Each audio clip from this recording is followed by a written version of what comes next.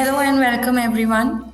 Today in our series of Thoughts on Education, we have Dr. Venkata Ramamurthy sir, Principal of Satya Institute of Technology and Management.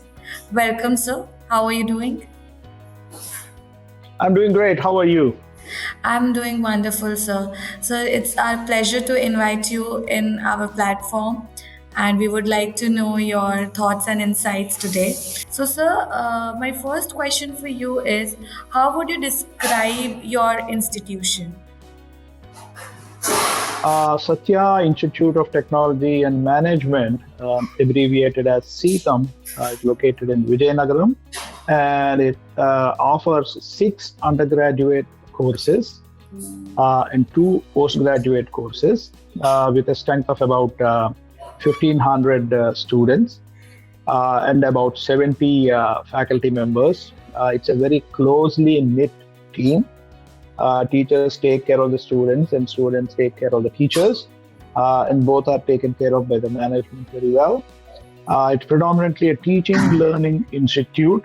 We are very recently we started exploring research avenues when we got approval for funding from center and state. So it's a small, beautiful, cute, and efficient college. What, according to you, are the best practices in your institution?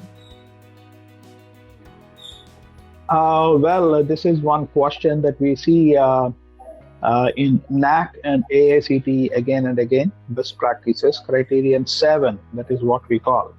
There are 7 criterions, and this comes under criterion 7. We believe in continuous learning, continuous refinement. One practice that we do is each teacher needs to develop what is called a faculty course assessment report, FCAR, wherein the teacher carefully examines each outcome and how student is attaining that outcome. And we kind of develop a metric called attainment percentage, and we try to go about it every year. That is one excellent practice that we have. And a second practice is what we call 0 hour. Every day at the beginning of every lecture, one student compulsorily needs to summarize what happened the previous day. That gives them they can shed their inhibitions, they can address a group very calmly, quietly. So, moving ahead to the next question, what suggestions would you like to give to the upcoming aspiring students? Upcoming students and parents, they're locked onto one thing, namely computer science or related areas. So even if you give an advice, chances are they may not take it seriously. But anyway that you ask, they'll try to give an answer. There are certain talents each student has. Okay, and it is best if the student chooses something that is in line with his abilities. For example, mechanical engineering. If the student has clear visualization, like you can visualize a solid floating in the air and rotating and 2 solids merging. If such kind of imagination is there, mechanical engineering is the best for him, because that's what it deals with, an assembly of components. Similarly, if you see an unfinished product and kind of try to extrapolate and the finished product, perhaps civil engineering is best for him, because that's what it requires. You start with a raw uneven land, and visualize a building there. Similarly, for electrical electronics, if they can imagine things invisible and try to work around with them, that is a good area, electrical and electronics. As far as computer science, if they can think about hypothetical systems which have no physical appearance and still imagine working with them, computer science is very good for them. So if they choose branch correctly and work with seriousness, set a goal, and work towards the goal. Many students, they play one-day internationals, that is the day before exam. They study and try to get through the exam rather than learning anything, because that doesn't work in the real life. So I would suggest, think seriously, lock yourself up in a room, think about for 1 hour, and then decide the branch. So that's the way I think one needs to go about. Wonderful, sir. So my next question for you is, any myth about your institution or the courses you provide in your institution you would like to address? One myth they come across is when they compare the institute with other institutes around. Okay, one myth they think is because the institute is not autonomous, they think the courses are not rigorous. Okay, that is purely a myth. The teaching learning process that is going on in CTM here is nothing less than anything that happens anywhere in India. We do it with utmost seriousness, and we try to inject real knowledge along with right attitude of equality, work, and honesty. So it's a myth that because CTM is not autonomous, it is something, the academic curriculum is something less. In fact, when we went to NAC last year, our score in criterion 1, that is teaching, learning, and curricular aspects, is at A++ level, top of the level. So it's a myth that because it's autonomous, it is the curriculum is not rigorous. That's about it. All right, so going ahead to the next question. What, according to you, are the upcoming educational trends, and how is the education sector transforming? Um, there are several challenges all over the globe.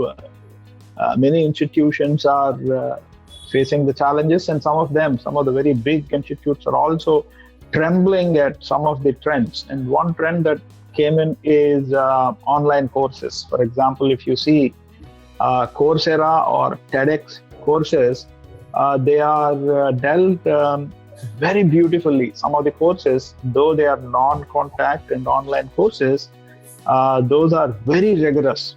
And some of the teachers that they teach, they are top class teachers. But still, I think man is a social animal and he has to interact with others. So offline courses are a must.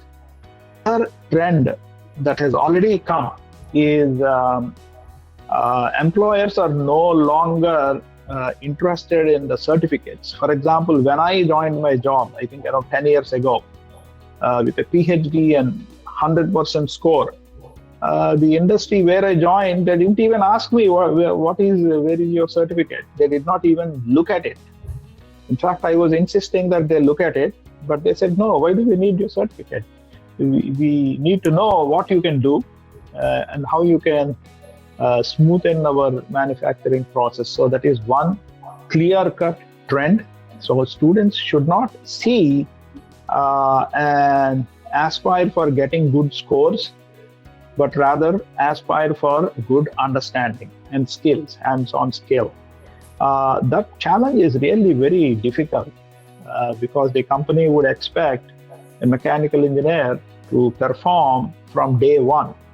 Gone are the days when companies give training for 6 months, 1 year. In 1987, when I graduated, most of the companies, they were ready to give training for 1 year. So that 1 year is a dead time for the industry. They're paying the candidate and not getting anything out of it. Gone are those days. These days, the students, when they join a job, they are expected to perform from day one. That is a challenge for educational institutions because trends change very quickly in a matter of 2 years, 3 years. Yeah. And institutions need to keep up with it. That's a challenge, and we are going ahead smoothly. Let us hope for the best. So this brings to the next question, sir. So, being the principal of CETAM, what are your day-to-day activities and what are your checkpoints which you have? That's going to be a long one, but I'll try to keep it short. One, I think I need to insist on discipline. People need to come in time. Usually, we allow only 10%, 10 minute delay. So if you come during working days, you'll see me standing at the gate. I'll be standing at the gate and trying to note down who are all teachers. Mostly, I insist discipline on teachers. If teachers come in time, students automatically come in time. That is one thing. And second, I need to check seriousness of teachers, seriousness of students. So almost every day I'll be sitting in one class, randomly walk into one class, sit there and watch for 15-20 minutes. What is going on? Are they practicing the 0-hour practice? Are they encouraging students? Are the students responsive? And things like that. In fact, we formed a team of 6 teachers. They'll randomly go into some class and after the class give a feedback to the teachers as well as students as to what happened. And then there are several other routines. People will be applying for universities abroad, so they need letters of recommendation, they need their transcripts, and they need their study certificates. That takes about 2 hours. Rest of it, I really don't do much work. I keep talking, just like I'm doing now. So, All right. So, like, how, according to you, students should prepare themselves emotionally as well as theoretically in terms of examinations and all for BTech as well as other courses while choosing their career option? I strongly believe in continuous education. It's a common sense. A person cannot fast for 10 days and gorge upon the food of all the 10 days. That's just not possible. So continuous learning. I believe if a student works for 2 hours every day religiously after the classwork, I think he'll become an expert by the time he graduates. Okay. If he spends 4 or 5 hours every day, he'll be a top class guy. Okay. Because research shows that if a person spends about 10,000 hours on any topic, take any field like music, Mozart spent 10,000 hours before he became world-class composer. Bill Gates, history and biography of Bill Gates shows that approximately after 10,000 hours of hard work, he got a breakthrough. Similarly, football players, cricket players, everybody, they need to spend, there is no shortcut. 10,000 hours is the minimum that they need to do it. The sooner they complete 10,000 hours, the sooner they become best. And the same goes with the university examination. If they spend 1 hour every day, not thinking about anything else, not the movies, not the boys, not the girl, and spends 1 extra hour every day after his daily activities, I think that will take him to great heights. The same is the case with students. If they spend a total of 10,000 hours all through their 4 years of education, that is approximately 360 multiplied by 4, that is approximately 4,000 days. If they spend 2 hours, they'll become experts. They need not run after jobs. The jobs will run after them. But unfortunately, no student is doing that right now. I wish many students in India do that. All So right. yeah. That's a wonderful insight, sir. So, moving ahead to the next question. How do you ensure the performance is up to the mark in terms of the students performing in the class? That's a very difficult one. But on the whole, we can talk about a cross section of the students and ensure that the student is doing it. We have a software system and a learning management system (LMS). In that LMS, we have periodic quizzes and periodic assignments for every unit of learning. Okay, you can roughly say one chapter. There are 6 chapters, 5 chapters in each subject, each course. We call them units. In each unit, we have maybe 2, 3 quizzes or assignments, which are scored by the LMS itself. We set the scoring pattern. So the teacher just gives the quiz, and the performance of the student is known immediately to him. What is important is the moment student commits a mistake, he should know it. Yeah. So he knows if he burns his hand, he knows. Because the standard English saying, once burned, twice shy. So we do that through LMS, and then for each group of maybe 15 or 20 students, we have a mentor, a teacher who stands as a mentor. Mentor talks to one student every day. So in a cycle of every student is at least touched once to see where he is. It is working so far. Let's hope it works in the future too. Yeah, I hope that. So, sir, the last but not the least question from you is, how do you equip your students as well as teacher for the present and future challenges?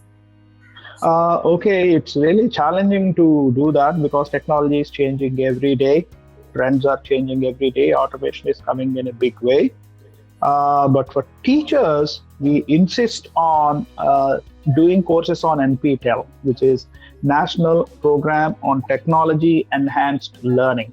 It offers variety of courses which are taught by professors from Indian Institute of Technology, Kharagpur, Madras, Bombay, Kanpur, and so on. So those are very rigorous courses. We expect every teacher to complete at least 2 such courses every year, either in their area or in overlapping areas. Similarly, for students, we encourage them to take these classes. We want teachers and students both to learn hand in hand. So both teachers and students register for some courses, and they work on assignments given by the professor as kind of colleagues, few colleagues. Teacher is one colleague and student is one colleague. That kind of builds a rapport, and people can learn. Second is we insist that students complete certification courses from reputed agencies like Azure from Microsoft, or AWS from Amazon, and network security from Cisco, ANSYS from ANSYS itself, and AutoCAD, and then SolidWorks, such 3D things, and at least 6 certification courses by the time he or she completes graduation. That way, students are always equipped with latest things. So far, we are successful in that. We are making students undergo 8 certification courses by the time they complete their graduation. But let us see. We want to do more. Whether we can do that or not is a question. Alongside that, we have at least some 72, 12 multiplied by 6, 72 seminars by eminent people, psychologists, social workers, industry managers, education experts, vice chancellors, and principals of other colleges, and so on, to give an overall perspective, to listen from several people. So that way we try to ensure continuous learning. That's wonderful, sir. It was nice talking to you, and definitely I got a lot of insights and inputs, which I will be implementing for myself as well in future. Thank you so much for coming here and giving your thoughts. So that's it from my end. Thank you. Thank you so much. Have a Thank you. great day. Thank you.